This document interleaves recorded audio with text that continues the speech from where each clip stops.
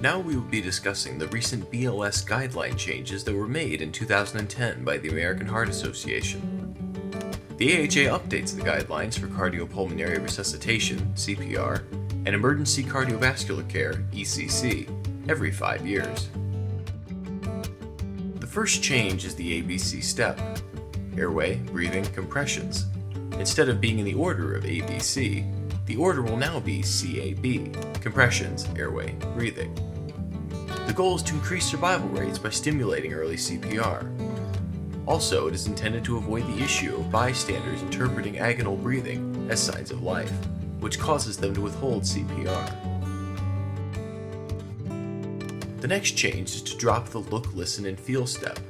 Immediately begin CPR if the victim is not breathing, has no pulse, or is unresponsive. Do not assess breathing. Early delivery of chest compressions is the goal here. Also, AHA guidelines of high-quality CPR now consists of a compression rate of at least 100 per minute for all victims, a compression depth of at least 2 inches for adults and children and 1.5 inches for infants, allow complete chest recoil after each compression, minimize interruptions in CPR except to use an AED or change rescuer positions,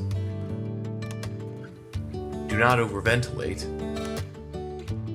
and provide CPR as a team when possible. The AHA no longer recommends cricoid pressure during intubation. Pulse checks are now shorter, and you can now use AEDs on infants if a manual defibrillator is not available.